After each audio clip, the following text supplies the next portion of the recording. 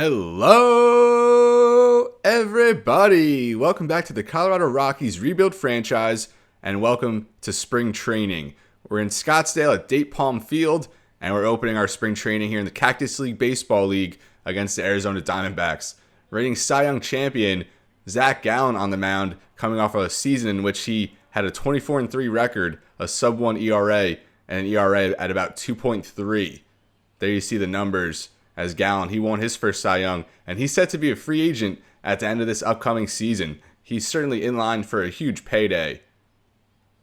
And now we'll get to Jack Flaherty, who we're going to have a player lock game with in this episode. I don't really have much structure for this spring training. We're just kind of go off the cuff and see what we can do. I do have to change the pitching, though. And we'll figure it out. Probably do a few player lock games. And like I said, I'm going to be a little more casual in this session.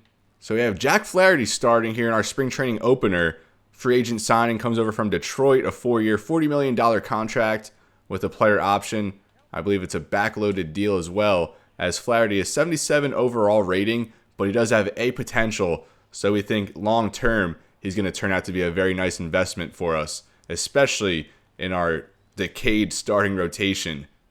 We did bring in Flaherty along with Max Fried to bolster our rotation, and Max Fried, he's set to start opening day for us here in year 2 of this franchise. A 1-2 count to Perdomo, the leadoff man. Good block there by Jason DeLay. He's battling for the backup catcher's job after we signed Danny Jansen in free agency. A slider hangs over the middle of the plate there. Fouled off, another 2-2. The 2-2 now from Flaherty. And that curveball hangs over the middle, ground there to second base. And 1 up, 1 down for Flaherty to start his tenure here in the spring. Now that brings up Ketel Marte, another very good hitting season for Arizona. Flaherty sets and delivers, and the sinker misses low. The 1-0 to Marte, and Flaherty probably going to be our number 3, maybe our number 4 starter in the rotation. Fly out there to left, and that's Yanquiel Fernandez, and he gets there for the play. 2 outs now in the first. That'll bring up Corbin Carroll now. A very good year. 280, 25 homers, 100 RBIs, and probably a good bit of steals as well. First pitch there. The sinker grounded to second. Another play there.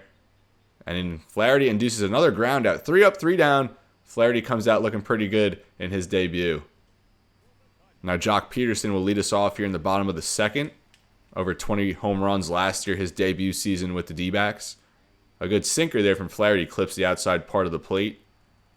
Now 0-1 to Jock Peterson. Good slider. Clips the inside part of the plate.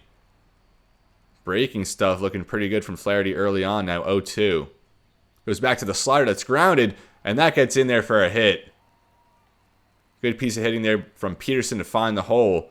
The Diamondbacks' first hit of the day. And that brings up Christian Walker after the leadoff single from Peterson. First pitch sinker misses low. And I figure we'll probably get like 3 innings with Flaherty in this game. 3 or 4. Assuming he doesn't get pulled before that. 2 sinkers miss low. Now 2-0 to Walker. Good cutter. Tremendous placement there on that low inside cutter. Now 2-1 as that cutter in the dirt. Ball 3. Now evened up. Now the count draw full. 3-2, the payoff pitch. And another foul there from Walker, really fighting in this at-bat. Another full count.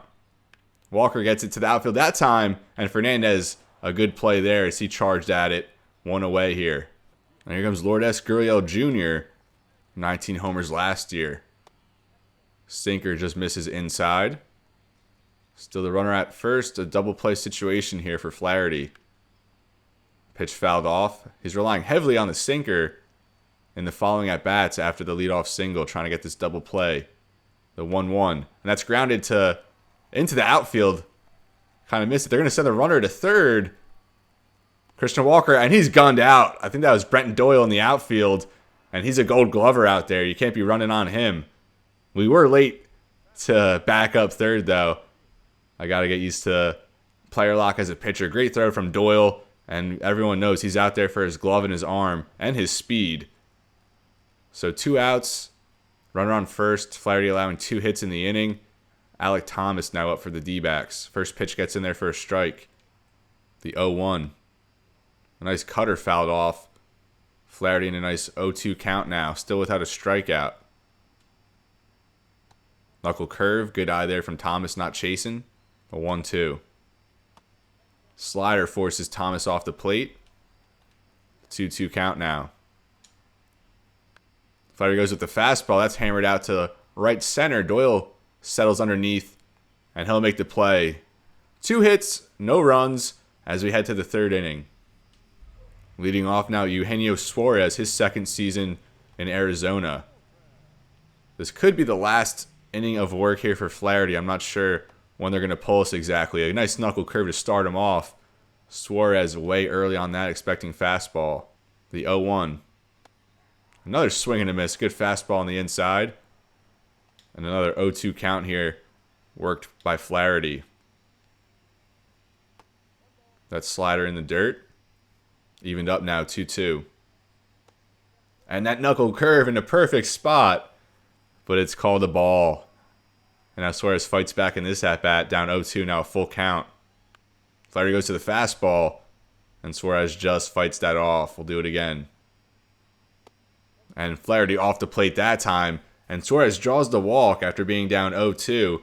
A good at-bat there. Arizona gets the leadoff man on base yet again. Now Gabriel Moreno, very strong defensive catcher, still trying to come along with the bat as he drives that one through the third base shortstop gap. And now back-to-back men on here for the Diamondbacks to start the inning as the lineup turns over. Now Geraldo Perdomo back up, his 2nd plate appearance. Flaherty hangs one right over the middle there. That sinker fouled off. Now the 0-1. And that's stopped there at first. And we're late to cover. And it's safe. Another base hit. Again, our fielding, not the strongest.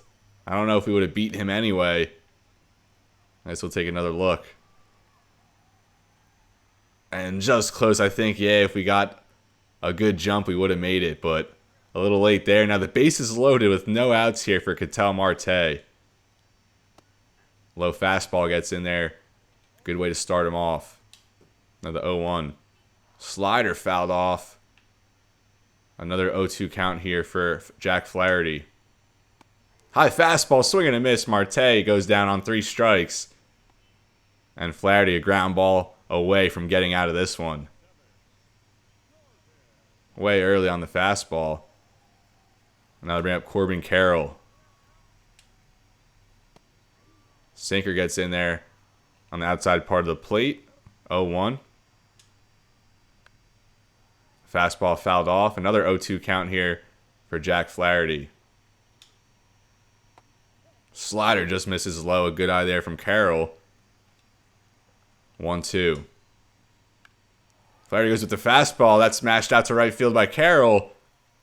And that's out of here. A grand slam from Corbin Carroll. And this guy is going to be one of the best outfielders in the game, if not already. Like I said, the Diamondbacks throwing out their heavy hitters in here. Pretty much a whole lineup made up of their starters. And Carroll, 4 runs generated on just 1 swing of the bat. And Jack Flaherty's not going to be too happy about that. Just gets over there, 352 feet. I wasn't sure if that was going to carry enough. They do keep us in the game after serving up the grand slam, as we're a 2 1/3 through this one. Flaherty only with 1 strikeout thus far. Also allowing a good bit of hits, maybe 6 hits allowed. So not the best showing from Flaherty to open his spring. He does get Jock Peterson chasing there. That was an ugly one, another 0-2 count. Good knuckle curve, just bites there into the zone. Peterson fights it off. And that was a fastball that Marte took, or Corbin Carroll took deep. Another strikeout for Flaherty, rebounds well. An inside strikeout that Peterson couldn't catch up to. And now Christian Walker up, maybe our last batter of the day for Flaherty. Now another full count here. Here comes the payoff pitch. Maybe the last pitch of the day for Flaherty. And he gets the swing and a miss. Walker chasing the high cheese. But a bad inning here from Flaherty, gives up a lot of hits. And Corbin Carroll takes him deep for the grand slam. Diamondbacks up 4-0. And they are going to bring in Peter Lambert here in relief, and that's going to be the day for us. And it will just simulate the rest. And we fall here 6-0. Our only source of scoring, a 2 RBI double from Chris Bryant, as we drop our spring training opener to the Arizona Diamondbacks. We'll look at the box score, see if anyone stood out offensively for us. Montero was 1 for 1 as a pinch hitter. Fernandez had a hit. Same with Rogers. Not many hits, though. We had a lot of only 7 hits. 2 extra base hits, Brendan Rodgers and Fernandez. Flaherty, we gave up 4 earned in 3 innings. 5 hits, a walk, and that grand slam. So not a good showing from him. But the rest of the bullpen was pretty good. Lambert, Taj Bradley, and Ryan Yarbrough. We actually did claim him off waivers.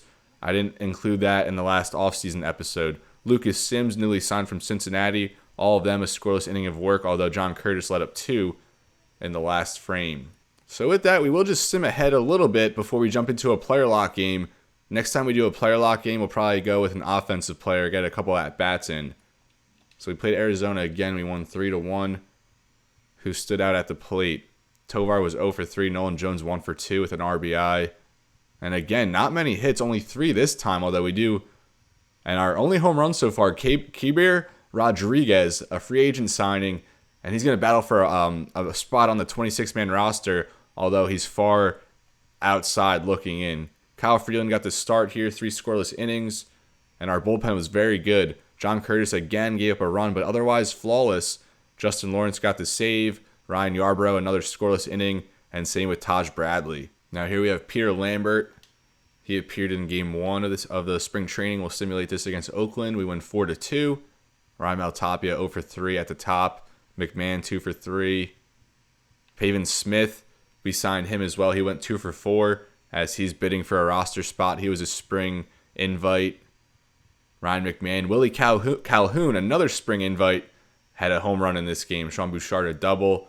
Peter Lambert gave up 1 in 3 innings.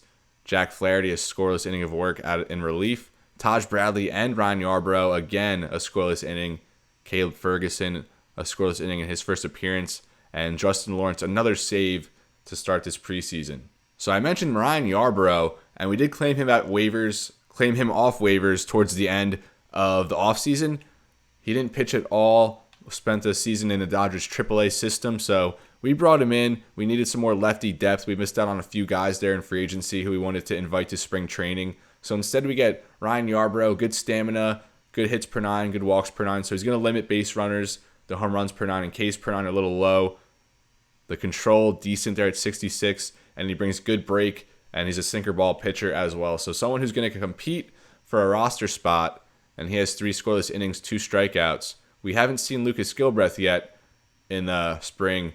Taj Bradley, another guy competing for a place on the 26-man roster, 3 scoreless innings so far. Last year, he was a September call-up, and he had 4 1/3 of scoreless work, along with just 1 base runner allowed. And then I mentioned spring invites that we brought in, Willie Calhoun being one of them. Left-handed bat, decent against righties, very good vision, very good clutch at 85, 78 respectively. Not going to bring much in the field, but just figured we'd give him a shot. Formerly a highly touted prospect of the Dodgers and the Rangers. He had a 21 home run season back in 2019 where he slugged .524 and just over 300 at-bats, but since then it has not been good, and we'll see if he can kind of revive his career here with the Rockies. Another guy we brought in to compete here in the spring was Pavin Smith, another left-handed bat. Plays all the outfield positions, can play first, and we like that he's a lefty batter, a lefty throw. Only 4 at-bats last year with the Diamondbacks. He has spent a bunch of years with them, but now he looks for a little resurgence here with the Rockies. So now we'll get back to the simming. We have Chase Dollander on the mound, our top pitching prospect in the organization. When we started this franchise, he had 5 starts last year as a September call-up and pitched pretty well, but still he doesn't have a guaranteed roster spot coming into this season. And we will just jump into a key moment here.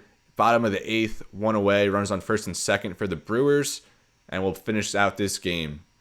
See if we can come back for the win. We'll get some at-bats in and see if we can get out of this jam. Who's warmed up? Let's warm up at least a couple guys. I don't think we've seen Carlos Estevez yet. We re-signed him. He spent like 5 or 6 years previously with the Rockies. We'll get Matt Cook up and Lucas Gilbreth up. So now we have John Curtis on the mound against Luis Torrens. 1 out here in the bottom of the 8th of a tie game. First pitch there from Curtis in for a strike. And I am excited to see who we're going to be batting with in the top half of the 9th. Slider misses inside, now a 1-1 count. Fastball gets in there low, part of the zone. 2 strikes now to Torrens. Good slider, and he gets caught looking. Torrens not happy about that, but great placement there from Curtis. That's where you paint it on the slider. Going away from the plate, and you got to protect there. And maybe Torrens did have a case, but still, the 2 strikes you got to protect. Good pitch there from Curtis. Now, Tyler Black will be brought out as a pinch hitter. I don't know if he spent time with the Brewers last season, but a good second base prospect for them. Now, 2 outs. First pitch there from Curtis misses inside. The 1-1 from Curtis. Slider fouled off. And now 2 strikes on Tyler Black. Now, full count runners will be in motion with 2 outs here. Fastball just misses outside, and that's going to load him up. Brewers will bring on another pinch hitter here. Joseph Ortiz, batting just 158 here in the spring. Maybe not the best choice. We'll go to a mound visit here and just calm Curtis down a little bit, see if he can get out of this jam. Bases loaded, 2 outs here. Tie game, bottom of the 8th. Fastball misses inside, 1-0. 2-1 now, that misses low. That time he goes with the slider, and Ortiz way out in front of that. 2 strikes here, one away from getting out of the jam. That's popped up, and it looks like Curtis is going to get the job done. Drew Romo settles underneath, makes the play, and now we're going to the 9th. Let's see who we got at bat. Trevor McGill will come on for his second appearance here in the spring. Allowed 1 run in his only inning. Leading off here, Ahmad Rosario, 1 for 3. And seeing as how he has already had 3 plate appearances, should we go with the pinch hitter? Now we'll just leave him out there, see what he can do. We brought him in to be a platoon guy. Love his speed and good contact as well. First pitch swinging at the slider late on that one as he fouls that off. McGill, the former Met. Rosario also came up with the Mets as well. Another curveball. Good late break on that one as that tucks into the zone. 0-2 now to Rosario. And he just flares that into right, fighting that one off as the right fielder catches up to that one. 1 away now. Here's Keeber Rodriguez. He hit our first home run of the spring. Now the first pitch to Rodriguez. Swing and a miss. 100-mile-per-hour fastball from McGill. Not a good pitch to hit there. And then he goes to the curveball. Nasty stuff. A quick 0-2 hole from Rodriguez. Not chasing that time. Now 1-2. Good command, good demeanor on the mound from McGill. And 100-mile-per-hour fastball in on the hands. Rodriguez tried to fight it off. Couldn't. A swing and a miss. Now 2 quick outs for McGill. And here's Drew Romo, our young catching prospect. He was kind of thrown into the fire last year with injuries. We traded away Elias Diaz, but he held his own at the plate, but more so known for his defense. Like the switch hitting capabilities as well. Now 2-1 here for Drew Romo. Fouls that off. He's trying to secure the backup catcher's job behind Danny Jansen, who was brought in free agency as he battles with Jason DeLay. And that fastball just zips in as Romo draws the count full. Fouls that one off. That one at 102. All fastballs so far. 7th pitch upcoming. And a good at-bat there from Romo as he draws the walk. And that's going to bring up Kyle Daytris now. Daytris made his Major League debut last season, taking over for Alan Trejo as our utility man. But now with Rosario in the fold, I think Daytris opens at AAA. His bat really hasn't provided much. Now the 1-1 from McGill. And the curveball kind of dipped in there. Kind of saw that coming, but still held off. And now it's a 1-2 count here to Daytris. And swing and a miss way ahead on the slider. And a good inning there maneuvered by McGill. No scoring, still tied up. The Brewers coming to bat. And we'll throw out Matt Cook, his second game of work here in the spring, a scoreless inning in his first appearance. Leading off is Jefferson Cuero, batting .429 thus far. Last year he batted .429 He must have been a September call-up. First pitch here from Cook gets in there. Strike one. Now the bottom of the ninth, the Brewers do have a chance to win the game, as that's rocked into left field. A strong hit there from Cuero. The leadoff man gets on for the Brewers, and that'll bring up Rhys Hoskins. First pitch strike. Hoskins last year, 31 homers, 87 RBIs, 871 OPS. A very good debut year in Milwaukee. 2-2 count now to Hoskins. That time he fouls off a cutter. And we'll do it again. That's grounded down the line, and they're going to call it a foul ball. That was a close one. We'll do the 2-2 again. That's grounded to shortstop for Rogers to Daytris, and over to first for the double play. A 6-4-3 double play. And it's kind of weird seeing Rogers at short, but in spring, the AI just moves things all over. So that wipes out the leadoff single. Garrett Mitchell now up 0 for 3 in this one. We'll look over to third base umpire. He calls out a strike. He says Mitchell offered. Now 2-2 to Mitchell. Fastball just misses inside. Good eye. And now we're full here with Jackson Chourio on deck. And the cutter misses low as Mitchell draws the walk, and that'll bring up Jackson Chourio. 1 for 3 with a double in this game. Batted .241 in his rookie campaign with 11 home runs. First pitch here from Cook. They're going to send the runner, and he steals. Good stolen base there by Mitchell to get in a scoring position. And the Brewers just a knock into the outfield away from winning this spring training game. 0-1 now. Chourio fouls that off. 2 strikes now. So that's, 3 or 4 fouls in a row? Do the 0-2 again, and that misses in the dirt. Good block by Romo. Now the 1-2. Let's see if Cook can put him away. Swing and a miss. Good pitch down the inside. And we're going to extras here in Grapefruit League Baseball. Joel Payamps on for the Brewers. His second appearance of the spring. Brendan Rodgers leading us off with Kyle Daytris on second. Good speed in scoring position to start extra frames. And a slider hung out there a little too early. And that kind of made Brendan Rodgers look ugly. We're hoping Rodgers, again, competes for a batting title. Although after those 2 bad hacks on the sliders, I don't think that's in the cards for him. Now the 0-2. Good eye there. Rodgers not offering that time. The 1-2 now to Rodgers. Good eye there. It skips away from the catcher, but Daytris stays at second. Now the 2-2 count upcoming. And that gets past the catcher, and that's going to advance Daytris to third as Rodgers draws the count full. Go-ahead run now, just 90 feet away, no outs. A good at-bat here from Rodgers after 2 bad swings, all sliders thus far. And he goes right back to the slider, and again, a swing and a miss from Rodgers as the go-ahead run stranded on third, 1 away now. Here's Raimel Tapia. He missed about the last 2 months last year with an injury. Fouls off the fastball, 0-1. We'll skip ahead in the at-bat a couple pitches. Now a 2-1 count to Tapia as that one clips the inside part. And now 2-2. Go-ahead run still on third. It's still pouring here in Scottsdale. And Tapia sat back on that one, drives out to center, and that's going to score the go-ahead run.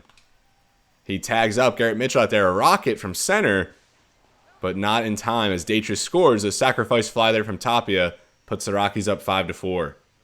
And here's Yanquiel Fernandez vying for a spot on the 26-man roster. Really going up against Tapia. First pitch swing and fouled off. I think Tapia might have the upper hand. I think it might make most sense for Fernandez to open up in AAA and see if he can provide more consistency with the bat. Although he was good when he was called up last year, slugged over 450 and about 100 at-bats or so. So we'll skip ahead in this Fernandez at-bat. He draws the count full. Pete Alonso on deck. And Fernandez works the walk. Payamps going back to the slider in a full count. That time it doesn't work. And now here's Pete Alonso as he was signed to a 3-year deal, $45 million contract in the offseason. Swing and a miss there. Now down 0-1. 33 home runs last year with the Mets, and we're hoping he hits 40 this year with our Rockies. And playing there in Coors Field should inflate those numbers a little bit. Fouls off a pitch. Now 0-2. Yanquiel Fernandez at first. And Alonso goes down looking. Not sure what else he wanted there. Payamps does allow the run. Rockies up 5-4. Let's see if we can close it out. On for the close, we're going to bring out Carlos Estevez for his first appearance of the year. Didn't really play much last year. I think he was held out due to injury, but he was dominant. The Angels kind of just moved on from him, though, and we were able to snatch him back up here as he returns to Colorado. 91 speed there at second for Milwaukee, so maybe just one little bloop single, they tie it up. Estevez starts off Andrew Monasterio with the ball, and make it 2-0 count now. That fastball gets in there, first strike for Estevez, and it's now a 2-1 count. That's driven deep to center. Fernandez giving chase to the track, and he's going to catch up to that one. Makes the play. The runner will tag and go to third. Now just 90 feet away, the game-tying run. That was almost out of here. Monasterio put a huge drive behind that one. Fernandez able to catch up. And then bring on Eric Haas as a pinch hitter. No stats thus far. And does it make sense to walk him? I think we're going to walk him, set up the double play instead. Now I think we're about to face Joey Weimer. And he has 39 contact against righties, 48 power. So we're hoping he can just ground into a double play here. And he lays up the bunt. And a tremendous play there from the Brewers, playing a little small ball. And he's going to go all the way to third as he was sent. So they tie it up. And now the winning run just 90 feet away. Oliver Dunn now on as a pinch hitter. And they should just do the same play. That worked to perfection. Did not see that coming. Estevez starts him off with the ball. Make it 2 again. A 2-0 count here to Dunn. Make it 3-0. And at this point, probably just walk him. Give him the free bag. Get another batter up there. And Estevez does walk him on 4 pitches. Maybe that one on purpose. As the base is now loaded here for Joseph Ortiz. Swing and a miss. A good change up there to start him off. Now 0-1. Now lay down the bunt. And they send the runners. And he's tagged out at home as he misses the bunt. They try to go back to it. And it didn't work that time. So now an 0-2 count for Ortiz. 1 strike away from getting out of this one is Estevez. That changeup misses inside. Now evened up 2-2. Swing and a miss. Estevez gets him on the curveball. And we're going to go to 11 now. A blunder there from the Brewers, although they do tie it up and force an extra frame. Hobie Milner now on for the Brewers, the left-handed pitcher. And it doesn't want us to get out a pinch runner there for Pete Alonso. Will throw Michael Tolia out there. Now here's Danny Jansen, our free agent signing, who comes over from Toronto. Going to be our catcher for the next few seasons as he signed a 3-year deal. Fouls off a sinker. And I think after this inning, if we're still tied, we're just going to quick manage the rest. As I said earlier, we're not trying to spend too much time here in spring training. But we do want to put in the necessary work and get our roster straightened up. Fastball misses low. 1-2 count now to Jansen. And a good sinker there. I'm not sure what we're looking at. Jansen froze. And he goes down on strikes. Now Ahmed Rosario up. Very good hitting against lefties. Try to advance the runner here. And that will advance the runner. Another wild pitch. And now the go-ahead run at third base. 1 out. 1-0 count now for Rosario. Slurve missed way off. And they go for a pitch out that time. Not sure exactly why. Maybe playing for the bunt. And I guess a bunt situation here does make sense, but it's spring training. We're just going to swing away. As now Rosario draws it to a 3-0 count. It's now 3-1. Milner gets a pitch in there for a strike. And Rosario, bad swing and a miss at a sinker. And we're all full now. Milner does a good job fighting back in this at-bat. Rosario grounds at the third. And they do get the out at first, hold the runner at third as they were playing in. And Milwaukee making good decisions here. Despite that base running blunder in the last inning. Now, Keibert Rodriguez, our last hope here to get the go-ahead run across. Swing and a miss at a first pitch changeup. Now the 0-1 from Milner. And Rodriguez gives that a ride out to center. Not going to drop for a hit, though, as the Brewers a chance to win it here in the 11th. The Rockies get nothing. Coming out to pitch, we'll send out Lucas Gilbreth for his first appearance of the year. ERA just under 5, a whip at 1.5 last year, so not the best numbers, but we relied on him heavily as one of only two lefties we really had in the bullpen. Jefferson Cuero, he had a nice base hit, and he gets another one here down the line. That's probably going to score the winning run. They send him home, he runs third, and he's going to get there. And the Brewers take this one 6-5 in spring training. A win is a win, whether it counts or not. A good hit there from Cuero. He had 2 big hits in the past few innings, and that propelled the Brewers here. Lucas Gilbreth, just one batter faced, and he walks right back to the pen with the loss. So now our Rockies fall to 2-2 here in the preseason, and we'll kind of get the pace going a little bit more here. That game took a little bit longer than I expected. Ryan Feltner on the mound against Bobby Miller, and Feltner, there's a good chance he opens the season at AAA.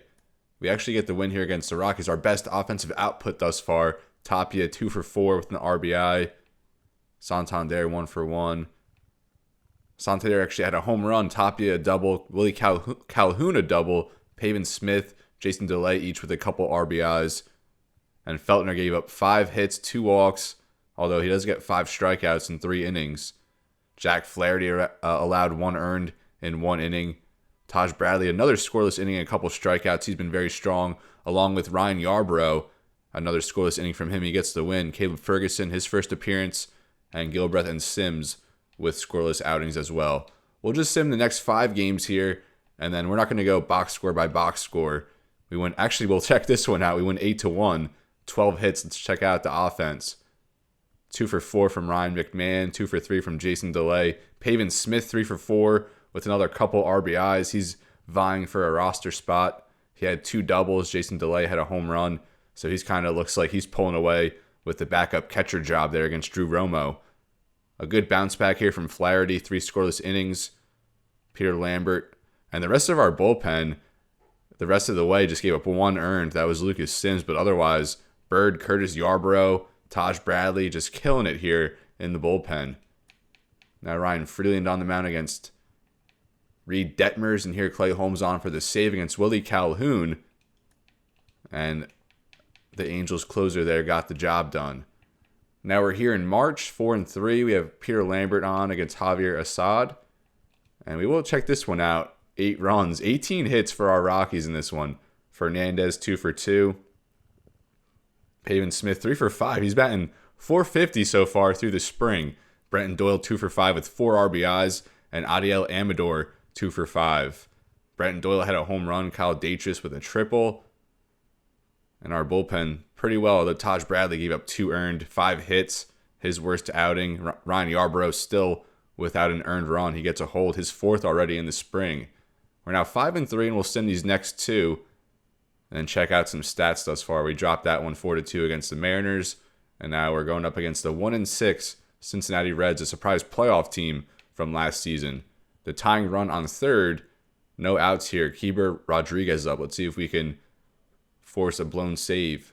And Alexis Diaz holds it down there in an unfavorable spot, and we fall 3-2. And actually, we'll probably just keep simming along here. We'll get it going a little bit. And I think we're going to jump into a player lock game here shortly with Pavin Smith. We're now up 5-4 bottom of the 8th. And the White Sox got a bunch of runs there. 9 runs there in the 8th inning. Who was the culprit? 4 earned there from Gilbreth. 3 earned from Matt Cook. He didn't record an out. Allowed 4 hits. Caleb Ferguson, 2 earned, just recorded 1 out. So our bullpen has been very good so far, but they blow it here against Chicago. Nolan Jones, Brendan Rodgers, each with home runs. Now German Marquez on for his first start of the spring. Looks like he gave us a few innings here. 4 innings, 4 earned. So Marquez, he's probably pegged in to be our 5th starter, but I don't know. He really hasn't been good. Last year he was not good after returning from injury, and so far in the spring he has not been good. We'll keep it going here. Now Peter Lambert against Logan Webb.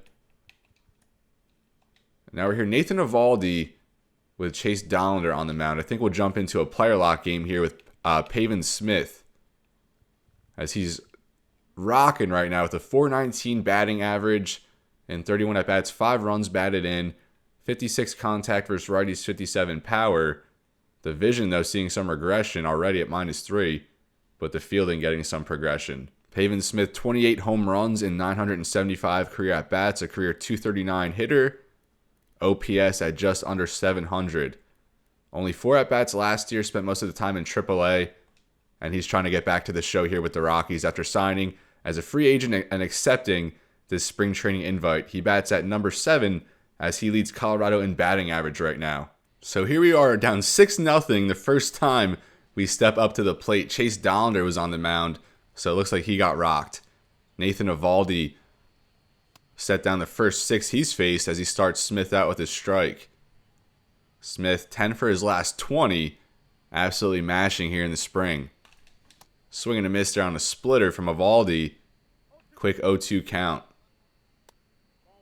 Fastball up and in. Waste pitch there from Eovaldi. Now a 1-2 count for Pavin Smith. And he sits back on the curveball a little early. And we'll do it again here, 1-2. Good eye there on the splitter way down in the dirt. Now 2-2. And a good curveball as that hooks inside. And we should have sat back and watched that one. Eovaldi, 3 strikeouts already on his first 7 outs recorded. And now we're back up here in the 6th. Just 1 hit surrendered so far by the Rangers. Smith looks at a high fastball. Cole Winn now on the mound for the Rangers. Smith fouls that one off. And that was a good fastball to hit, but we watched that one sail right past for a strike. Another pitcher's count against Smith here, 1-2, as the fastball misses in, evened up now. And Smith watches that curveball off the plate. And we're now here, full count. And a good eye there by Smith battling in the at-bat as he draws the walk. So now a strikeout and a walk for Pavin Smith. A 2-2 count here for Doyle. The Rangers up 6-0. That's grounded to first. Probably going to get the double play here as they get us at second and they get Doyle at first. So we draw the walk and they get the 3-6-3 double play. And now we're on for, well, it's more than likely our last at-bat here against Jack Leiter. 6-0 Texas. And Smith rocks that into the gap. And that's going to score at least 1 run. Smith rounds first, heads for second. They'll send the runner home. Not the best speed. And he does get in there. A 2 RBI double for Pavin Smith as his tremendous spring continues. Absolutely rips that one first pitch. A 2 RBI double gets Colorado on the board. Now they'll bring up Brenton Doyle. Grounded into a double play his last time up. 0-2 count. Blake Trinan now on the mound. And a swing and a miss. Doyle goes down on strikes. And he's 0 for 3 now. And here's Adiel Amador batting .250 in the spring thus far. We don't really expect much from his bat at this point. But he does play good in the field. And he has good speed as well. Grounds that one over to second. And that's a ground out. So we get on second with 1 away. But the 2 guys behind us go down. A 2 RBI double there from Pavin Smith as he ripped that one 6-2 going into the 9th. And we actually do get another at-bat here. 6-5 ball game. Colorado battles back. The tying run on second. 2 outs. Pavin Smith in a big spot here. Holds up there on the high fastball. Good patience. 1-0 from Josh Spores. And Smith, I think that's probably going to be a fly out. Softly launches that out to the left. And Smith flies out. That's going to do it here. The Rockies show some good resilience, but ultimately fall short. Pavin Smith still a nice day. Walked, had a 2 RBI double, but he couldn't deliver in the big spot as the Rangers take this one 6-5, and we'll keep moving on here through the preseason. So now we're 5-9, about halfway through the spring training. I think I just said preseason, so correction on that. We'll give Ryan Feltner a start here, and then we'll probably move things around in our pitching and our lineup.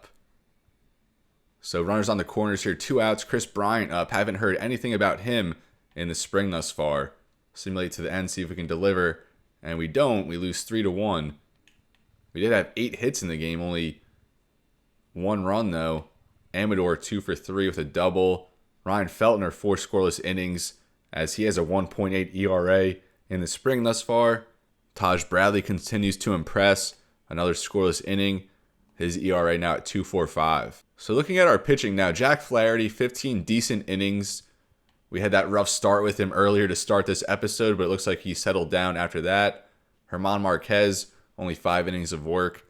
Peter Lambert has been pretty good. Chase Dollander, not so good with a ERA over 10. A whip just under 2. But Ryan Feltner, he's been rough throughout his tenure with the Rockies in just over 300 innings. A 6.19 ERA. So we were kind of prepared to send him down to AAA to start the year, but he might earn a roster spot. Then we have Taj Bradley and Ryan Yarbrough, both pitching very well. Yarbrough, dynamite right now, 11 2/3, 1.54 ERA, a whip at .69. And Taj Bradley, 17 strikeouts in 14 2/3, probably our best strikeout pitcher thus far. Lucas Sims, a respectable 10 innings, a strikeout per 9. 9 strikeouts per 9, 1 per inning, I should say. Caleb Ferguson, good numbers. John Curtis, 15 strikeouts in 10 1/3. Gilbreth has not been that great, so it might be Ryan Yarbrough who beats out Gilbreth for a spot. And then we'll probably have Ferguson and Yarbrough as our lefties. Jake Bird, only 3 innings of work. He's only allowed 1 base runner. Matt Cook, 4 innings. Carlos Estevez, only 1 inning. And then Justin Lawrence down here. We're just kind of alternating Lawrence and Estevez. But as we go on, we'll probably swap some more guys out to get these guys. Actually, we'll probably swap out Sims right now since he has 10 innings. We'll throw Lawrence back in the closer spot. And then throw Estevez as our top middle relief guy. Throw Gilbreth as a second. Get him some more time. And we'll put Bird and Cook back there. So now we want to get some of our other starters some innings. Freeland already has pitched 8. Then we have Fried and Quantrill.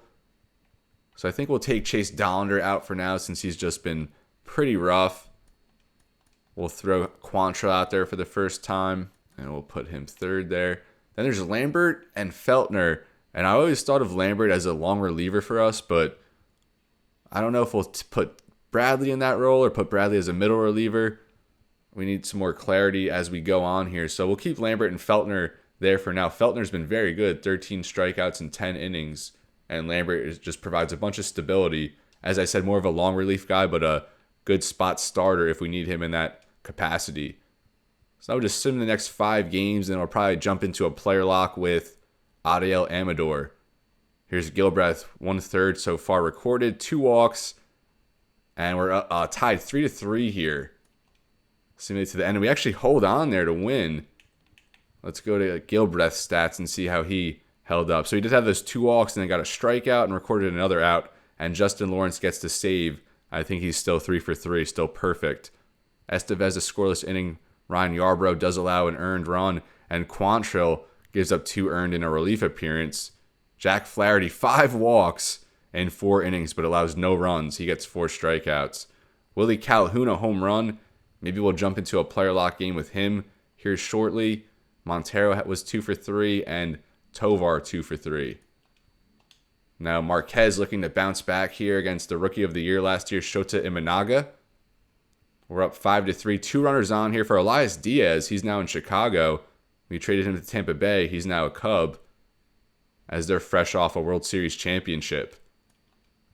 And we hang on there. I guess Lawrence picks up another save. I know he gets a hold. So Jake Bird actually came on for the final out. He gets the save. And our bullpen, another great effort besides that earned run by Lawrence. Scoreless otherwise. Marquez 2 earned, although he does get the win. Nolan Jones, Drew Romo with home runs.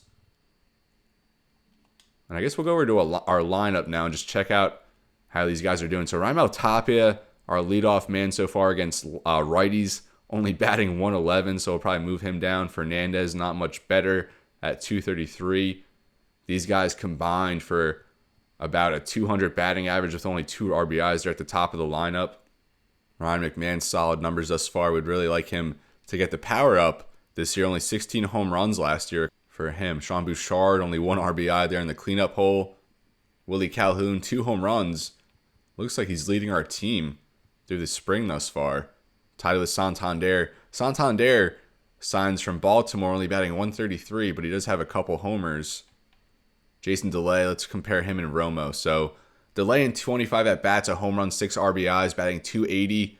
Romo in just 4 more at-bats, 1 home run, 5 RBIs, and batting average substantially lower. So Delay will probably open as our backup catcher, which is good. You know, Romo gets some playing time last year, a little more experience here in the spring. We'll send him down, round out his hitting, and then by next year, he'll probably be the backup catcher, as we'll more than likely move on from Jason Delay, a deep potential at 30 years old. And Pavin Smith, our hottest hitter, batting 368, 7 ribbies, but no home runs yet. Brenton Doyle also 7 RBIs, so the bottom of our order producing quite well, and Doyle batting 262. That's pretty encouraging considering his batting traits right now. Adiel Amador, respectable 275 from the 9 hole. Now going over to guys on the bench who we just don't have in the lineup right now, but it looks like they are getting a lot of pinch hit opportunities, and some of these guys are actually in our starting lineup against lefties. Like here we see Tovar only batting 217 and 23 at-bats. Nolan Jones actually our most impressive hitter thus far. 379 average, 3 homers, 5 RBIs, and just 29 at-bats. Santander not really playing well. Montero batting 409. Ahmed Rosario 214, although he does have a home run. And then Keibert Rodriguez, another spring invite, and he's batting 300 with a home run, 7 ribbies, tied for the team lead thus far. We'll just leave the lineups for as is for now. Get these guys a few more reps before we start doing anything. We'll send these next 3 games. As Jake Bird on runners on the corners, we're only up 1-0 here in the 8th. And we do win. We looked like we blew it in that situation, but we came back to get 2 there in the bottom of the 8th. Took a 3-1 lead. Milwaukee did get one back in the 9th, but we hung on. Sean Bouchard 2 for 2. His average now over 300. Brenton Doyle 3 for 4. And Yanquiel Fernandez a home run in this game. Pavin Smith another RBI and a double. Cal Quantrill 4 scoreless innings with 4 strikeouts. And our bullpen another good showing. Caleb Ferguson gets the save. Estevez another scoreless inning, and same thing with Yarbrough. Now we'll send these next 2 as we drop that one 6-2 against the Royals. Now Ryan Feltner, let's see if he can continue his strong play here against the Diamondbacks. And we win that one 8-1, so Feltner must have had another big day, as he had 5 scoreless innings, allowed 6 base runners, 5 strikeouts. His ERA now to 1.2, and he's really bidding for a spot in the pitching staff. Not sure if he'll be in the rotation, but at those numbers, you really can't argue with placing him on the 26-man. Quantrill and Gilbreth scoreless innings, same with Estevez and Ferguson. Batting, Chris Bryant and Santander, each with a home run. Bryant 4 RBIs. Danny Jansen 2 RBIs. And a lot of guys here with just 1 hit. 4 RBIs there for Bryant, as I said. And Pavin Smith 2 for 4. So we're now 20 games into the preseason, and we have 11 left. I think now we'll look to jump into a player lock game here with Adiel Amador. But before we do that, we'll mess around with our rotation a little bit more. I think we got to give Max Fried some run now and probably put Freeland back in there. So Peter Lambert, his numbers kind of dropped off in his last couple starts, 18 and 1/3. We'll leave him in the bullpen for now, as we want to get more reps for Bradley and Yarbrough, who have both been outstanding and have certainly earned roles in the bullpen. Estevez, high whip, but no runs allowed. Gilbreth still not really putting it together. Ferguson's been great. Curtis, 17 strikeouts. Cook and Bird not really getting much run. We'll probably swap them out here. We'll put Curtis and Ferguson in the setup roles to get more work here for Cook and Bird. And Bird, I don't know what the deal with him's going to be. He might not make it, just because we have better quality at this point than we did last year. So we'll throw Fried all the way up at the top. We could take Flaherty out. He's been in the rotation all spring. Give him a little rest this next set. And yeah, we'll move Feltner up and run with that for the next few games. But for now, we will jump into a player lock game with Adiel Amador here against Gavin Williams and the Cleveland Guardians. So now we see Tim Anderson here with the Guardians having a very good spring, as we'll get our first rep at shortstop here with Amador. Tim Anderson was there late in the free agency process as a ground ball here to short. Fires at first, and we do get the out. Tim Anderson was available there late in free agency. Wasn't sure if he was going to sign somewhere, but it looks like he's catching on here with Cleveland. A very good spring thus far, although he grounds out to his counterpart there at short. Amador just batting .240 with a .520 OPS. Definitely not known for his bat. Probably a couple years away from the bigs, as we need him to come around in that aspect. Looks at a first pitch curveball in there for a strike. And we did user Amador in the Futures game last season, where we went 2 for 5 with a home run and 3 RBIs en route to being the Futures game MVP. We hit a home run in that game, although he only hit 4 in his Double-A season. Now a 1-1 count, runners on first and second. And Amador looks at another strike. That'll bring it to 1-2. And swing and a miss. That fastball had some crazy velocity. And Amador looks kind of lost in that at-bat. And there's Andres Jimenez batting .357 through the spring so far. Runners on first and second. No outs here in the second. Max Fried, his first appearance here in the spring. And that's fielded by Amador. Gets the out there at second. Fires to first. And they get to double play. Good job there by Amador, showing the intelligence here in the field. And now we're up for our second plate appearance. Gavin Williams still on the mound at 60 pitches. 2 outs, top of the fourth. Amador first pitch swinging as that's looped up into foul territory. And the third baseman gets there. Good range. And a wasted at-bat there as Amador pops out in foul territory. And now we're back up here, top of the seventh, still a 1-0 game. As we now face a lefty, Joey Cantillo, on the bump. Amador fouls off the first pitch fastball late on that one. Just 42 contact, 41 power versus lefties. Amador fouls off another quick 0-2 hole here. Amador does come into this season as the Rockies' top prospect. I think he's fallen now, though, to 26th on the board or something like that. Looks at a fastball. That'll bring it to 1-2. Looks at another fastball. That one inside. The count even at 2. Amador, the leadoff man here in the top of the seventh. Chasing a fastball there out of the zone, but he does foul it off, still alive. All fastballs in this at-bat thus far. That time going off speed, and that kind of froze us. Should have expected that. Amador now 0 for 3 with a pop-out and 2 Ks. We'll get another look at Amador here in the field. Miles Straw up to bat, good speed. Ryan Yarbrough on the mound. Soft ground ball there fielded by Amador. Fires to first. Another good play there by Amador at short. Now Juan Brito up. The next batter here in the seventh. Ground ball to Amador. Makes the throw across his body. And another good throw there. Amador really showing his defensive prowess in this one. Not so much at the plate, though. And I'll get one more chance to get Amador on base here. 0 for 3 with 2 strikeouts. The OPS now drops under 500. Sam Hentich on the mound this time. And a curveball ripped into the gap. Amador going first pitch swinging that time. He rounds first, heads for second. Oh my goodness, I don't know what happened there. I must have went back on accident. And we get thrown out just barely. Adios mio. I don't know what happened there. Obviously, base running is a little bit different when you're player locking a player. But we do get the win, luckily, despite that base running blunder. We're going to call it a double. Amador goes 1 for 4 with a double. Not a single, a double. And 2 strikeouts. Willie Calhoun 1 for 2 with an RBI. And Keibert Rodriguez 1 for 1 with a double. Max Fried, 5 strong innings, 4 hits allowed, 2 strikeouts. Justin Lawrence, another save. All right, so we'll sim these next 4 games. And we win that time 14-1 against Jacob deGrom. Where were his numbers? He pitched 4 1/3, gave up 8 hits, and we got him for 6 runs. Who stood out? 2 for 3 was Willie Calhoun. His average at 214.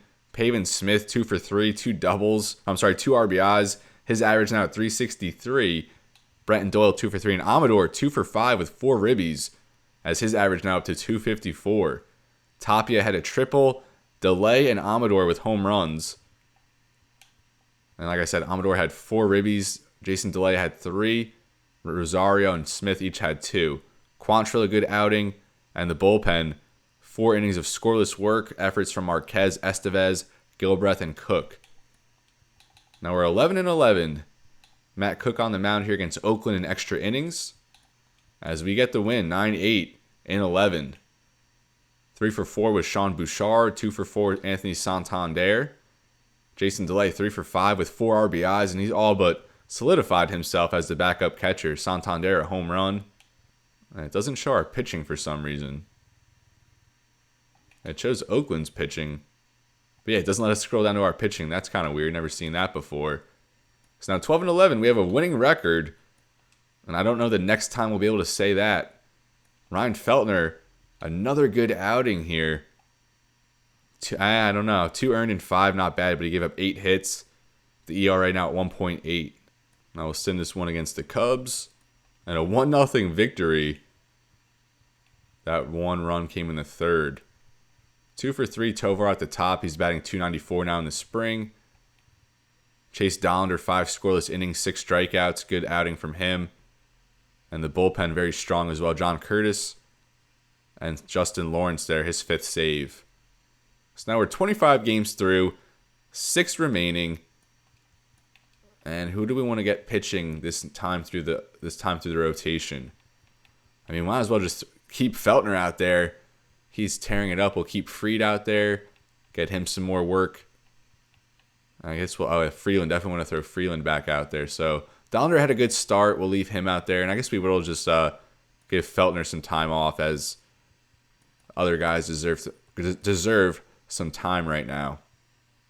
Jack Flaherty still 19 innings. We'll leave him out. Maybe get him in one of the final games. Lawrence 7 innings. Good work from him. Caleb Ferguson, very good work in 11. Our bullpen's been very strong. Really, no bad numbers from anybody. And I guess we'll throw Lambert back. No, we'll keep it as it is for now. All these guys have a lot of innings besides Sims. Who do we want to take out for Sims? I guess Curtis, because he has 13 and 2/3 already. And we'll roll with that. Lineup, I think we'll leave the same. Is there anyone we want to get more at bats for down this final stretch? Tapia is still there at the top, batting 111. So maybe he doesn't make the roster. Yanquiel Fernandez, his number's up a little bit. So he might beat out Tapia for a spot on the 26th man. Bouchard batting .320. Still no home runs, though. Calhoun. Look at Jason Delay. 3 home runs, 15 RBIs, and 42 at-bats. This dude came on super strong last year, too. He was batting like .330 at one point, although his numbers definitely plateaued. Pavin Smith, 10 RBIs, .356 average. And Doyle and Amador with good production there towards the bottom. We want to get more at-bats here for Brendan Rodgers, probably. Just 182 and 22 at-bats. Bryant, maybe more at-bats down the stretch. Same with Montero. Jansen, only 19 at-bats. Nolan Jones tearing it up. Pete Alonso, only 15 at-bats. So, yeah, I guess we'll make these lineups now a little more MLB ready than what we've been working with. So we have moved Pete Alonso and Brendan Rodgers into the starting lineup against righties. Now we'll get a player lock game here with Willie Calhoun as promised. Calhoun right now batting .234 with 2 home runs, 5 RBIs, and 47 at-bats. Seeing some regression here, down 3 in discipline, although durability, fielding, getting a little boost. Didn't play in the majors last year, only 134 at-bats the year prior with the Yankees, and he's trying to revitalize his career here with the Rockies, although the deep potential a little concerning. He's going to DH in this one against Brian Wu in Seattle. So here's Calhoun up for his first plate appearance. Pete Alonso, a 2 RBI single. He's on at first base. Wu only 7 pitches into this at-bat. Already on to the 5th batter as Calhoun first pitch swinging, and he gets that into the right field. Fielded there by Haniger. Calhoun on with a single, 1 for 1 to start the day. And here's Sean Bouchard, a .320 batting average. 3rd on the Rockies through the spring so far. And just 8 pitches in, Brian Wu already at the 6th batter. Swing and a miss there from Bouchard as he goes down on strikes. And now here's Jason Delay, his 862 OPS, third on the Rockies. And I'm pretty sure his 15 RBIs lead the way. Now 2 outs here, 0-1 count. As Delay pops that up to shallow right. Haniger under, and he makes the play. Calhoun gets on base, and the Rockies get 2 across. 1-0 after 1. And now Calhoun back up here, top of the third. Runners on first and second. Bryan Woo still on the bump, no outs. See if Calhoun can deliver with runners on. Swing and a miss at the low changeup. That's probably the pitch I chase the most in this game, is the low changeup.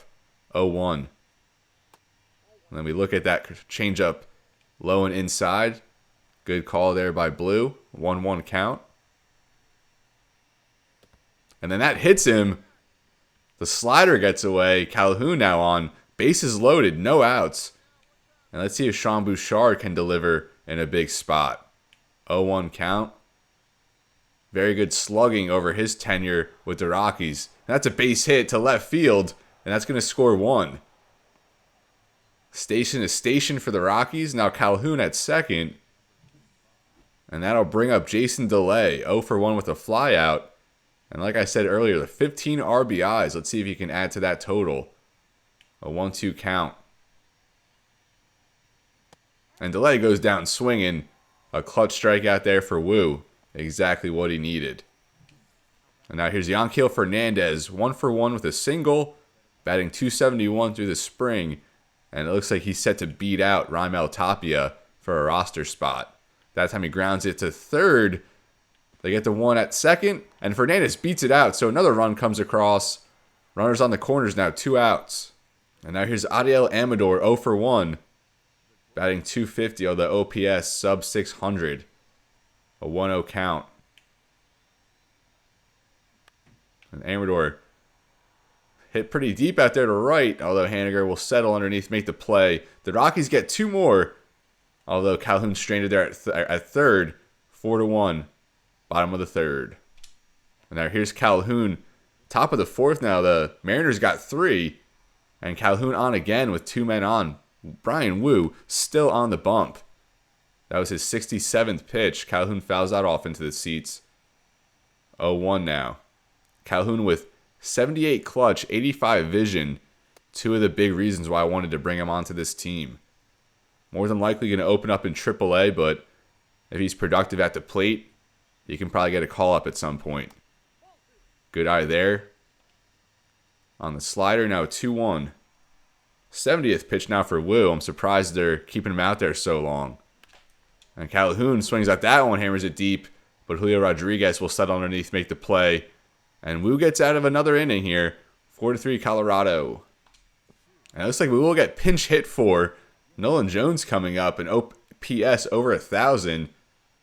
And I thought they would at least let us play out the game. Looks like the Mariners came back to win here. We're up 4-0. End up losing 6-5. Each side with 12 hits in this game. Max Fried allowed 8 hits in his second start of the preseason. I'm sorry, I keep saying preseason, spring training. I'm too used to football. The bullpen was phenomenal. And yeah, Fried gave up 6 earned. Not a good outing from him. Pavin Smith had a triple and a double. And he has just been lights out at the plate. 2-for-4 from him. Sean Bouchard, 2-for-3. And now just 5 games left in the preseason. I said it again. 5 games left here in spring training. And we're just going to get through this quickly. Probably just jump into one more game. Probably quick manage like the last game or 2. And then I'll maybe jump into like an inning, get some at-bats with other players. And do an inning of pitching. So we're now 13-13. And we'll simulate this one against Arizona. We take that 6-3. No one with multiple hits, although Tapia a double, Santander and Fernandez home runs. Quantrill allowed 3 in 5 innings. Marquez a scoreless inning, although the ERA at 9.41. And Justin Lawrence another save as he struck out the side there in the bottom of the 9th. So the Rockies playing above 500 baseball, and Kyle Freeland on the bump here against John Gray. We played the Rangers a bunch, it seems like. So here we are, down 2-1, top of the 9th, runner on first. Go-ahead run at the plate. There's Elias Montero, and we don't deliver in that spot. And I will do a quick manage game here with Marquez, as I don't know what his role is going to be. I don't think you send him to AAA, but also I don't think... Actually, we'll give Dollander the start since Marquez isn't fully healthy. Or I'm sorry, he doesn't have full energy right now. But like I was saying, I don't know if you give him a roster spot just based on how bad he was last year and how bad he's been here in the spring. And Chase Dollander, a good start here as we went 8-1. Tovar 2 for 4. He's batting over 300. Elihuris Montero had 4 RBIs. Caber Rodriguez was 2 for 5. And it looks like Montero might have had a grand slam. Chris Bryant, Tovar each had a home run as well. Tovar a double in addition to that. Dollander, 5 innings, 1 earned. He had 9 base runners, but gets the win. Estevez, a scoreless inning, his ERA at .77. Matt Cook and Jake Bird also scoreless innings. So that leaves us with 2 games as we're now 15-14. And we will just quick manage these last 2 and maybe jump into a late inning game or something if it comes down to the wire. So we're going up against Divey Garcia, who has been very bad, 0-3, 7.58 ERA. And Brendan Rodgers only batting 187. Pavin Smith at 373. Pete Alonso at 333. Is there anyone else we would rather throw in for this game? Chris Bryant batting under 200, but don't necessarily need him to get any more at bats. Montero at 351. I guess we want to throw Danny Jansen in. Drew Romo is going to finish batting under 200, it seems. And Delay has pretty much secured the backup catcher spot, so we'll give Jansen a little more at bats, as he's only had 23 thus far. Nolan Jones, 44 at bats. Maybe we throw him in there as well. But who do we take out? Fernandez, I mean, he's pretty much done all he can do to this point. Calhoun, he's not going to really get a roster spot. So I think we'll just take him out there. Nolan Jones in there. And we'll put Pete Alonso at DH. And Pavin Smith at first. Then we'll throw Nolan Jones. I think Jones is going to be our cleanup hitter this year with that 97 clutch. And Alonso only 57 clutch. I think we'll actually have him in the 3-hole, even though he has more power than Jones. We'll see how it works. We'll tinker and see how it goes. Brent Doyle lead off, 265 average. You like that. Jansen will move up into the 5 spot and have Pavin Smith protecting him. So I actually do like this lineup. And we'll see what we can do. Andrew Benintendi batting 354 here so far. Dominic Fletcher, a single. Eloy Jimenez, 17 RBIs, 5 home runs. A very strong spring from him as he strikes out. Luis Robert, he strikes out. So good inning there for Marquez to start. As we go down 1-2-3. Now Andrew Vaughn flies out. Moncada strikes out. And then a solo shot from Max Stassi with 2 away. Colson Montgomery, young shortstop prospect, strikes out. And then we go down 1-2-3 again. Here's Brian Ramos, leadoff single. And then back-to-back strikeouts and then a ground out from Marquez. So his strikeout stuff working pretty good in this game. A leadoff walk there from Bouchard. And a 2-run home run from Yanquiel Fernandez, kind of solidifying his roster spot. And now here's Ariel Amador. He strikes out. And Doyle grounds out a pop-out from Brendan Rodgers. Now top of the 4th, Colorado up 2-1. And a 1-2-3 inning there from Marquez. He gets a strikeout. As a 2-out single there from Jansen. Now Pavin Smith up. And he pops up. Top of the 5th. We'll leave Marquez out there with a short leash. Does give a leadoff walk there. A fly out. And 5 strong innings from Marquez allows the home run. But a good amount of strikeouts. And he navigated through traffic pretty well. Fernandez hit by a pitch after that home run. Now 1 out here for Amador as he strikes out. Then a 2-out single from Doyle. So runners on first and second for Rodgers as he pops out again. Now we'll go to the bullpen here with Fletcher, Jimenez, Robert set to bat. Who needs innings? I think probably Lucas Sims needs a couple innings. Well, I don't know. We'll throw Gilbreth out there with a lefty up. And he allows a leadoff single, fielder's choice, sack bunt. So a runner on second here for Andrew Vaughn. And Gilbreth gets the ground out. Good work there. Alonso here against Eric Lauer, the lefty. He grounds out. Now Nolan Jones grounds out. Danny Jansen grounds out. So 3 ground outs there. Robbie Grossman on as a pinch hitter. He grounds out. A single there from Stassi. Strikeout. And another strikeout. So 2 good innings of work there from Gilbreth. And we'll probably pull him now. Jairo Irarte on for Chicago. Pavin Smith up. Bouchard, he strikes out. And a strikeout there from Fernandez. Now here's Benintendi. And I think we'll go with Yarbrough here against the lefty. Even though we like him a little earlier in the games. But they actually go with Kyle Stowers on a pinch hitter. Levin Sosa, pinch hitter. Ryan McKenna, pinch hitter. And a 1-2-3 inning there from Yarbrough. Now Amador on to lead us off. He gets a single. We'll go with a hit and run here with Brenton Doyle up. And he gets a single. So runners on the corners. No outs here for Brendan Rodgers. Sack fly makes it 3-1. Try and steal with Doyle. And he gets the stolen base. So Doyle on second. 1 out here. Pete Alonso up. And he lines out. Now Nolan Jones. And an RBI double from Jones. That high clutch rating coming in handy there. Danny Jansen up. Jones on second. And he gets the RBI single. So 3 runs here. Colorado getting some insurance in the bottom of the 8th. Pavin Smith now up as he flies out. Now 5-1 game. Who do we want to throw out in this situation? We do need more innings for Bird and Cook, but they don't have full stamina. Whatever, we'll try it anyway. Jake Bird on. Only 8 1/3. A whip at .6. No runs allowed. 2 singles there. And he does allow a run. So now it's 5-2. Tying run up to the plate. I think we go to the pen. We'll bring on Justin Lawrence. See if he can remain perfect in save situations. Gets a strikeout. Allows a single. So 5-3. Tying run on base. Kyle Stowers up. And he walks him. So bases loaded here for Zach DeLoach. Batting .344 so far. And Lawrence gets the strikeout. So he gets the job done. Not without drama though. As Marquez, 5 innings, only 4 base runners allowed, 7 strikeouts. A good redeeming start there to end his tenure here in the spring. So 1 game left. I think we'll give it to Flaherty. He hasn't pitched in a while. Who do we not need to get work anymore? Gilbreth will call it a day off that good outing where he got a couple strikeouts. Curtis Stutt, 13 innings, still more than Estevez and Sims.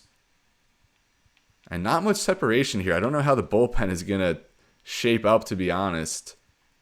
Actually, I guess we will throw Feltner out there as well. He hasn't pitched in a while, and he's been very good. Should we give him the last start? Nah, we'll give it to Flaherty. We'll get him loosened up a little bit for the regular season. And we haven't had Curtis in a while either, so we'll take Ferguson out. Put Sims up here with Bird, Cook, Estevez. He's had it. Look at him. .77 ERA and the whip. The whip like doubles the ERA. Isn't that something? So we'll keep Lawrence as the closer. He's been dominant. More strikeouts than innings pitched. And we'll just roll with it like this. So Flaherty will get the start in the last game. DL Hall. So it is going to be a lefty lineup. And we'll just roll with the guys already in here. And we'll quick manage this one and maybe jump into like the last inning. So Jack Flaherty on. As we start the episode with him, and we'll end the episode with him. A 1-out double there to Sal Frelick. Strikes out Yelich, and then Adames draws a walk. So William Contreras on. 2 outs as a fielder's choice there. Now DL Hall on the mound for Milwaukee. Tovar on to lead us off. Batting over .300 thus far. Starts with a strikeout, and Nolan Jones walk. Santander strikes out. And Montero up .351 average thus far. And he strikes out. 2 flouts and a pop-up, 1-2-3 inning from Flaherty. The Rockies also go down 1-2-3 now the top of the 3rd. A 1-out single from Bryce Terang. Fly out, then a single from Yelich. So 2 outs, 2 men on for Adames, and he flies out. A 2-out single there from Tovar, our first base hit. Now top of the 4th, nothing for the Rockies there. Leadoff single from Contreras. 2-out single from Monasterio. And now Estevan Florial up as Flaherty gets the fly out. So I think that'll probably do it for Flaherty. Allowed a lot of hits in the 4 innings. Montero, a base hit. 2 outs now for Rosario as he pops up. So we're going to go to the bullpen. Let's give Feltner an inning here against the top of the lineup. Fly out, then a walk. Fielder's choice. Another walk. And now William Contreras up 1 for 2 as Feltner gets out of that one. Keibert Rodriguez now up, 273. A home run, 7 ribbies. Another 1-2-3 inning there from DL Hall. And now we'll go to Lambert, give him an inning here. Rhys Hoskins on the leadoff. Now Churio, a 1-out single, and then a strikeout to end the inning. Now bottom of the 6th, here's Tovar. One of only 2 hits for the Rockies so far. And 2 strikeouts there. We go down 1-2-3 yet again. And now we'll go back to the bullpen. I think we'll go with Matt Cook, only 10 2/3. As he was very solid last year, very solid thus far through the spring. And he gives up the solo home run there to Miller, the first batter he faces. Here's Garrett Mitchell on a single. Yanquiel Fernandez now on as a pinch hitter. Adames now on with 1 out. As he strikes out Contreras, pinch hit for Torrens. And he flies out. So Cook gives up the solo shot. Milwaukee now up 1-0. Here's Elahiris Montero. Ground out, fly out from Bryant. And Rosario, a 2-out single. Here's Keibert Rodriguez, and he pops up. At the top of the 8th. And we'll bring out Lucas Sims. 11 strikeouts in 11 innings, a 1.09 ERA. He hits Hoskins to start and then allows the RBI double. So 2-0 now. Gets a fly out, a strikeout. Tyler Black now on as a pinch hitter, and he strikes out. So a good rebound there from Sims, although he does hit a guy and then allows the RBI double. So now we're down 2-0 here in the bottom of the 8th. Just an inning and a half left in the spring. Joel Payamps on as a setup man here for Milwaukee. Drew Romo leads off with a flyout. Now let's pinch hit here for Daytrus. Let's get Brendan Rodgers out there. He walks. Should we pinch run? Maybe throw Amador out there as a pinch runner. 67 speed. And we'll just go with that. Now Tovar. Let's go with a hit and run.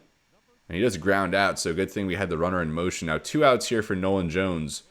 Runner in. Actually, we'll jump into this one and just finish out the spring training, see if we can work a comeback here. We did face Joel Payamps earlier in the episode, and he kind of rocked us. Good slider. Here's Jones up now. 0 for 2. Tying run at the plate for Colorado. Only 3 hits so far in this game.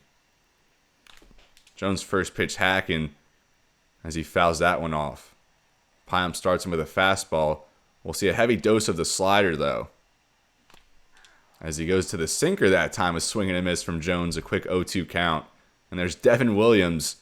Certainly not an easy task facing him. Jones in a quick 0-2 hole here. Waste pitch that time, way up and out. Good eye there on the sliders. That skips into the dirt. And now we're evened up, 2-2. Amador on second. And a swing and a miss at the changeup. The low changeup, as I said earlier, that's the pitch I'm most susceptible to chasing.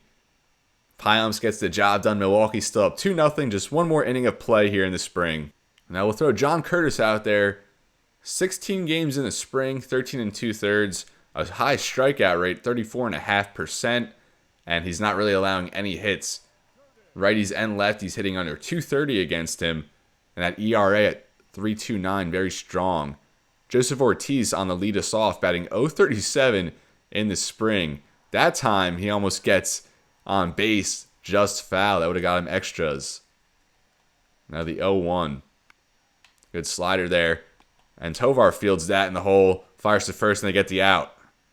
That was close, but Ortiz, his average, now probably sub .030. He has to have a good glove. Here's Eric Haas, the complete opposite at a .412 average, OPS over 1.2.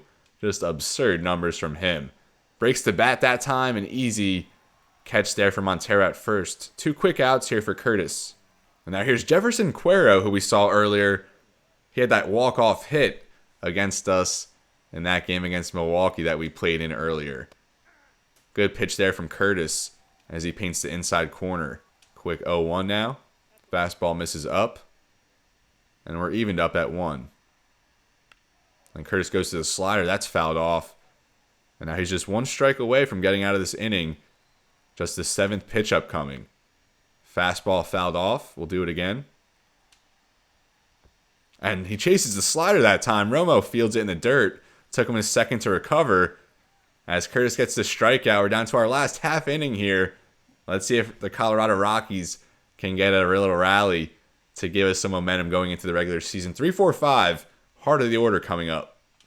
Devin Williams on for the close, two-time reliever of the year. Righties hitting .065 against him and a 40% strikeout rate.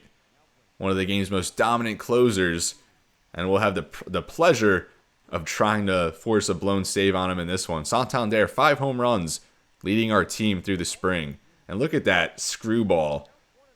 Very hard to track. I think we'll just watch it every time. A 1-0 count. That time is the plain cutter, and you're kind of expecting some movement, seeing that screwball that pitched prior. Now 1-1 to Santander. And swinging at that fastball, and see, just mixing it up. He goes from the screwball at like 82, then the cutter at 88, and then the fastball at 95. Just raising the speed little by little, and then the screwball, and a masterful performance there from Williams, mixing it up, and then finishing with the screwball. You just don't know what's coming. And now Eleuteris Montero, 1 for 3, a .350 batting average in the spring, and he was our leader in home runs last season.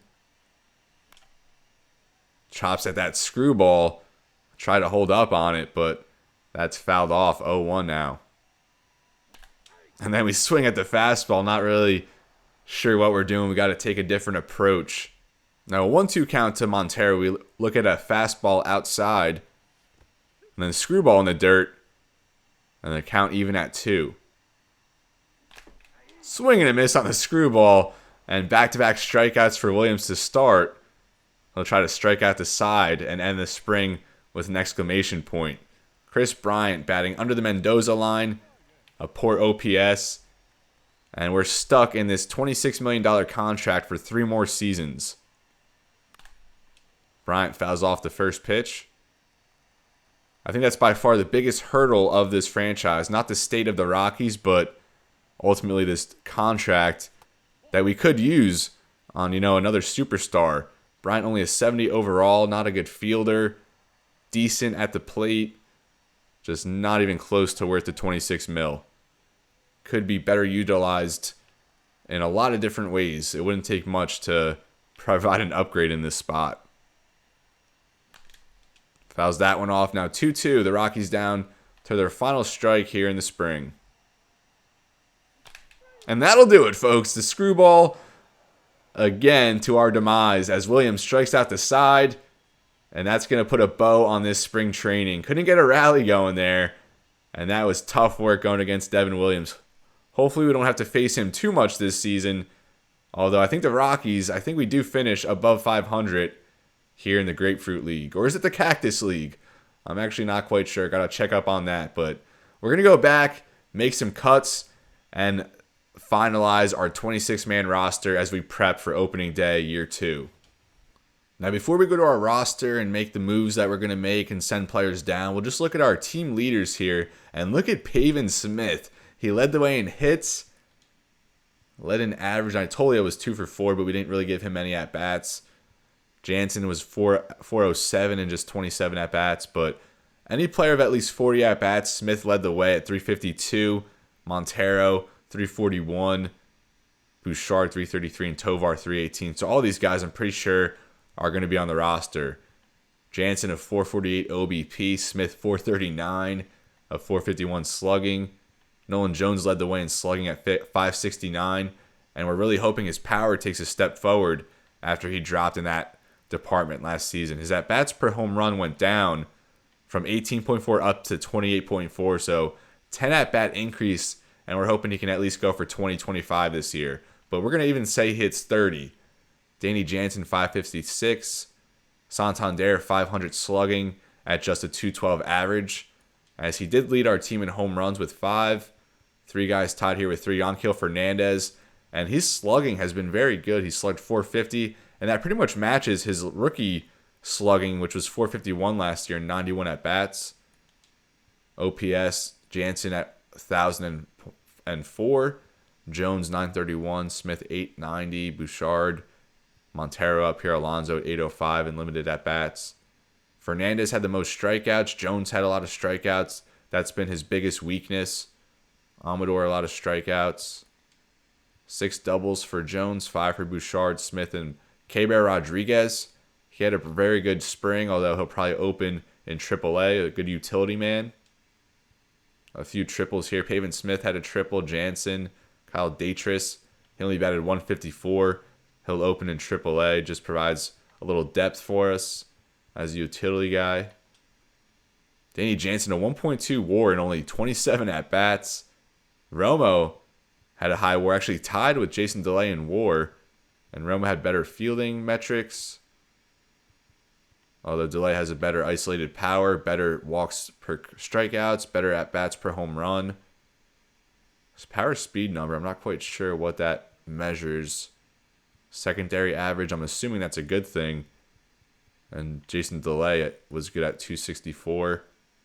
Batting runs, Pavin Smith 6.1. I really don't understand most of these metrics.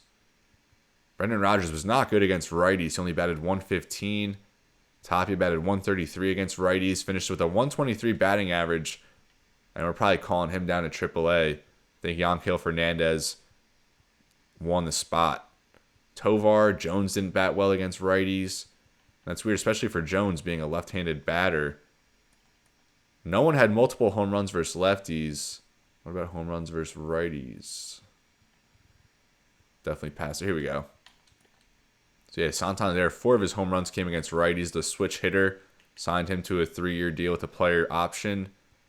And DeLay, he had 3 home runs, 15 RBIs.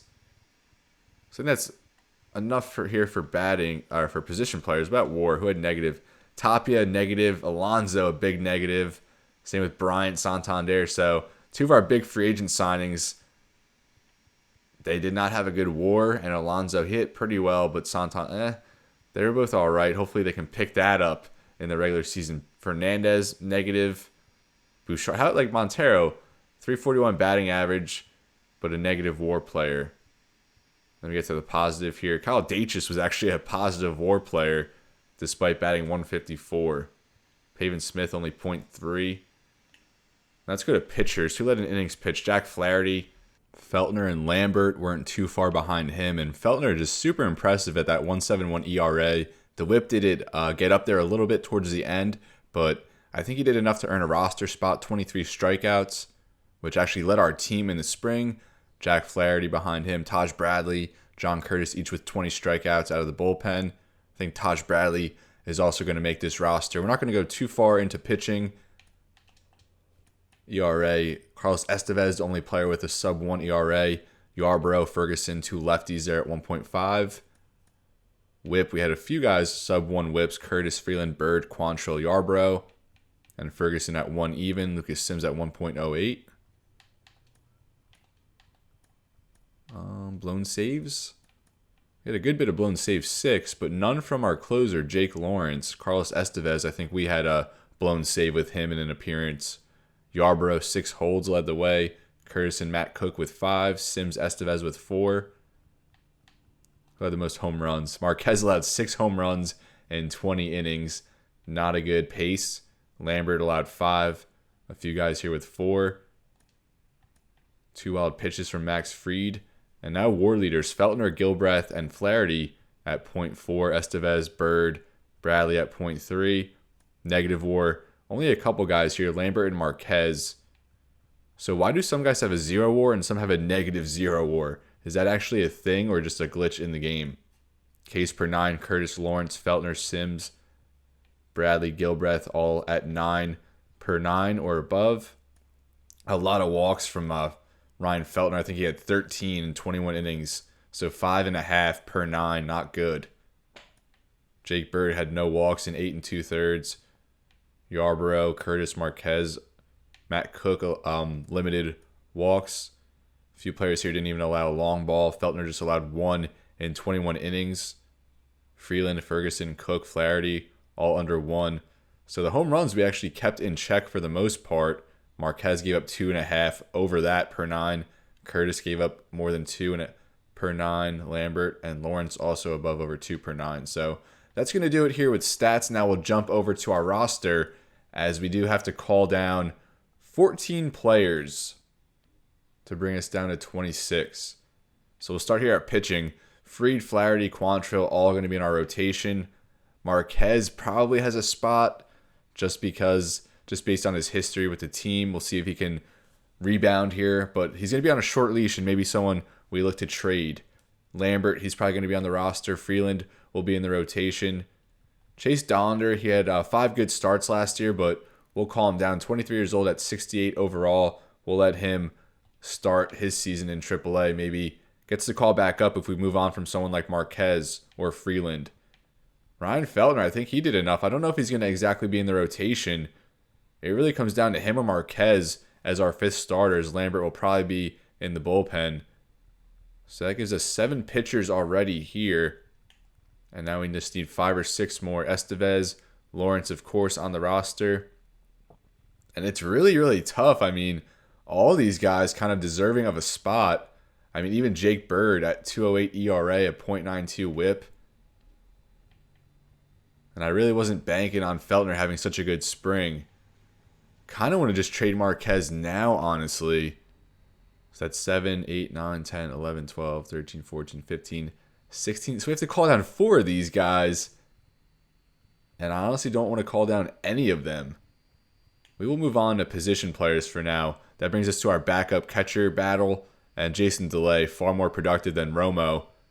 And Romo, only 23 years old, will let him start at AAA and kind of round out his game, especially at the plate.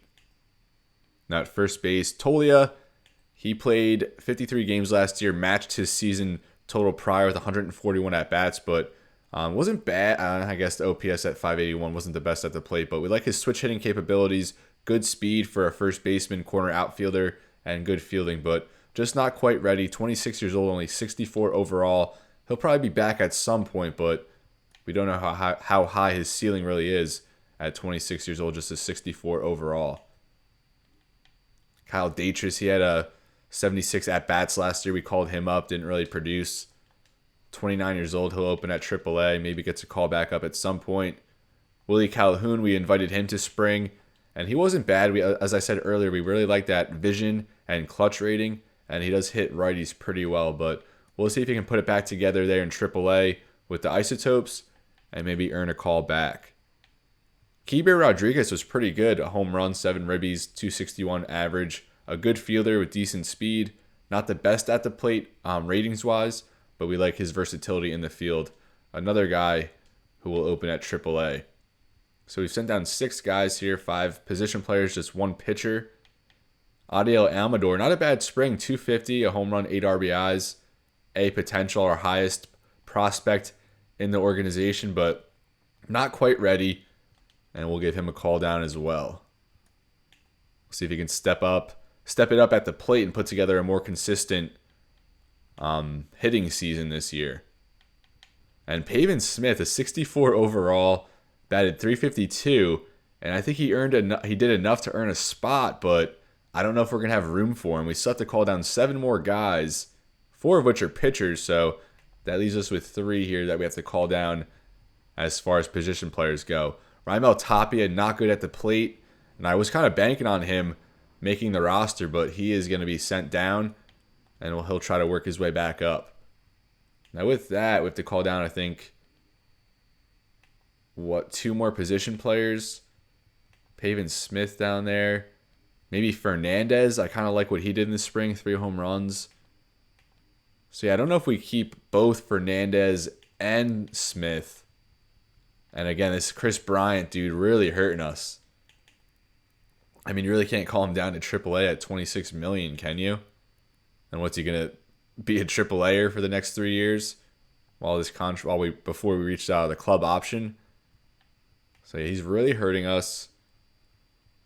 I don't know if Bouchard is a gimme either at this point. I kind of was figuring he would be. This is pretty tough. Montero, of course, on the roster. And now we find ourselves back at pitching. Maybe we just send down Lambert. I was kind of banking on him as a long reliever. He was solid last year, although very inconsistent. He still has 2 more minor league options. So just based on how bad he was compared to some of these other guys. I think we go with Feltner over Lambert. So I think we'll call Lambert down, even though he spent all of last year up in the bigs. So now we have to call down 3 more pitchers. We haven't really done much. Jake Bird, very good numbers. Even last year, 33 innings of work, 28 holds as our setup man, a 2.45 ERA, a 103 whip. And his numbers very good in just under 9 innings in the spring. Ryan Yarbrough, I think, certainly earned a spot. And it was kind of Yarbrough versus Gilbreth. And Gilbreth really rebounded. He wasn't having a good spring, but his last few appearances really put it together. Ended up with 14 strikeouts in 14 innings. Very good ERA and a very good whip. Bradley and Cook are probably on the roster. Although Cook, 34 years old, how much upside does he really have at this point? Sims, a free agent signing along with Ferguson, so they're going to be there. So it comes down to 3 pitchers, and Bird, and it has to be Gilbreth or Yarbrough. Maybe we just let Gilbreth start it out. But Yarbrough, he pitched a lot, 18 innings, and he was very good the entire time. Not going to get any strikeouts. And I think Cook. So I think Cook, Gilbreth, and Bird maybe don't make it. And like I said, Freeland having a good spring really made it even more difficult. So we still have to call down 3 more pitchers if I'm not mistaken. 10, 12, 14, 15, 16. So we still have to call down 3 more pitchers. And then that will leave us with 2 position players we have to call down.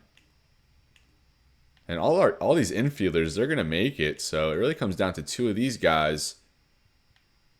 So really only 1 out of these 3 players, Bouchard, Fernandez, and Pavin Smith, are going to make it. And I mean, Smith had a tremendous spring, 71 at-bats. But how is he going to be in the regular season? Then we got to consider here Bouchard versus Fernandez. Do we need the righty? Do we need the lefty? This is very tough. Tougher than I expected, to be honest. What would you do in this situation? I really want to keep Smith up, but I just don't know how feasible it is. I think we got to give the nod here to Bouchard or Fernandez. And Fernandez won't be an everyday starter. So I think Bouchard is probably the better option as a bench guy, a platoon guy for now. And then we're going to have to call down Smith and Fernandez. I really like what Fernandez has done, but we just don't really have the room for him right now with Jones, Santander, Bryant, Doyle. So Fernandez is going to start in AAA, and it's not going to be far until he gets back up. And it hurts, but we're going to call down Pavin Smith as well. So now just leaves us with pitching, and we got to call down 3 of these guys. So I think Matt Cook, he doesn't really give any strikeout upside. Allowed a few home runs there in the spring. 34 years old. He doesn't really offer much at this point. Very solid reliever, but we have a little bit better depth and better options at this point. So that leaves us with 2 more guys. And we got to keep 1 of pretty much these last 3. Gilbreth, Yarbrough, and Bird. So I think Bird just might be the odd man out, unfortunately. And he's going to get a call down as well, despite being very, very good. Sometimes you just got to call down players who have been productive for you. And that leaves us with Yarbrough and Gilbreth. I do like that Yarbrough has the high stamina, but we do have Bradley with high stamina, and we have another starter here who would probably be a long relief guy, probably Feltner. So I think Yarbrough, unfortunately, is going to be the guy that gets called down. And then we'll roll with Gilbreth and Ferguson as our lefties. So that's going to be our 26-man roster. We'll review it real quick. Alonso, Jones at the top. Last year we only had 1 guy over 80 overall. That was Nolan Jones. He's now an 89. But this year we have 5 guys over 80 overall. One of them is starting pitcher there in Max Fried. Tovar, he'll definitely progress past an 80 along with Flaherty we would expect. Brendan Rodgers as well with that A potential. Quantrill in here, his last year of his contract before he hits the open market. Ryan McMahon, 3 years left on his deal. A couple relievers here, Ferguson, Sims, Estevez that we signed, along with Rosario. Platoon guy we signed. John Curtis, Brenton Doyle, Justin Lawrence, Bryant, Marquez. And I don't know how long Marquez is going to be up there. Like, that 7.08 ERA is just absolutely absurd, especially when you consider we have some guys behind him in AAA that will probably more deserving of a spot just based on Marquez's production or lack of production the last few years. But he's been a long-time Rocky, probably one of the best starting pitchers in franchise history the last year of his contract. We'll give him one more shot and maybe even designate him for assignment or try and trade him for a low-end prospect if he's not pitching well. Bouchard, Freeland we still have for 2 more seasons after this year. His contract's going to go up to 15.5 in 2027. Another bad contract we have on the books. Montero, Taj Bradley cracks the opening day roster after being acquired at the deadline last year. Jason DeLay, our backup catcher, after being claimed off waivers from Pittsburgh. And then Gilbreth and Feltner to round it out. So with that, I guess we will just advance to the regular season as spring training has officially come to an end. Pavin Smith had an outstanding month of February, batting .339. Jake Bird had a strong month of February, 2.70 ERA. So here we're going to face Shohei Ohtani and the Dodgers on opening day. That's how we ended last year. I think it was a 13-4 loss in the last episode of year 1. And we're going to try and get some redemption here. Dodgers come in at first in the team rankings, 4th in contact and power, 1st in pitching, although their defense and speed a little bit down there. We entered the season at 23rd overall in the team rankings, 22 contact, 14th in power. Our pitching at 26, so it's still going to be another weakness this year.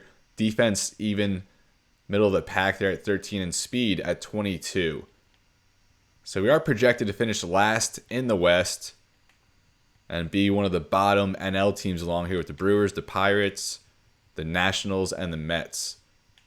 Without in the AL. So the Dodgers are the favorite there in the NL. And it looks like the Astros are the favorite here in the AL with the Rangers not too far behind, even though Texas did miss the playoffs last year. So this is where I'm going to leave you, folks. Thank you so much for hanging in there. I know it was a super long episode, but that's kind of what you get when you try to cram the entire spring training into one episode. So we got in some player lock games, we got in some key moments, we got in that last game there, we did some quick manage. So overall, very successful spring training as our Rockies finished 16-15, a game over 500. And if we could finish at 500 in the regular season, that would be a huge step up from how we finished last year. So next episode, we'll have Max Fried making his debut in LA against Shohei Ohtani and the Los Angeles Dodgers. As always, everybody, it's been real and be well. Thank you so much for watching, and I'll see you next time.